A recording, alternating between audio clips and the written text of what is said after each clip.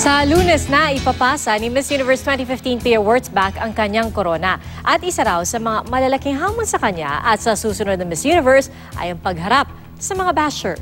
Tinutukan niya ni Rhea Santos.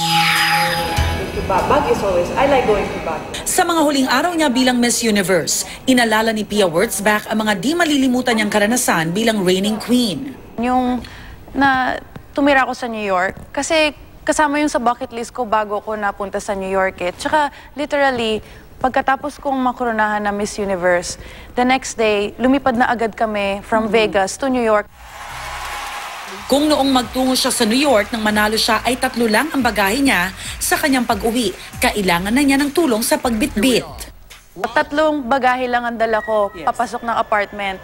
But when I left the apartment now, a year later, 7 suitcases and 20 balikbayan boxes. Ang iuuwi mo sa Pilipinas? Ang iuuwi ko sa Pilipinas. From 3 suitcases, 7 coming in here and I left 20 more boxes in the apartment. I'm sorry, Paul. Pinaplano niya na rin ang gagawin niya pagkatapos niyang ipasa ang Miss Universe crown sa Lunes. I will spend time with my family. Makakapaglaan na rin ba si Pia ngayon ng panahon sa love life? Mas magkakaroon na ng oras pero ano kasi, very career-driven kasi ako. So gusto ko, may trabaho na ako agad after. Which is meron naman. So natutuwa naman ako doon.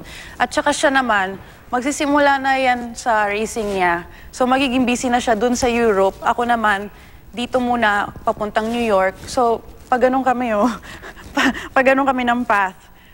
So, tingnan na lang natin. Ilang araw nga bago ang Coronation Day, ibinuhos ni Pia ang emosyon niya sa issue ng bashing.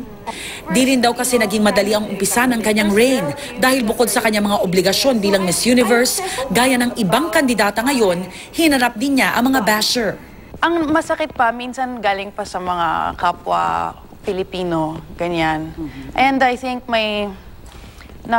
nakikita rin naman natin ngayon yun kahit kay Maxine eh. Yes. So, yun lang ang nakakalungkot na alam mo yung parang ginawa mo na nga lahat para maging masaya yung bansa mo para sa'yo, pero parang kulang pa rin. Ipinagmamalaki naman ng Miss Universe organization si Queen P.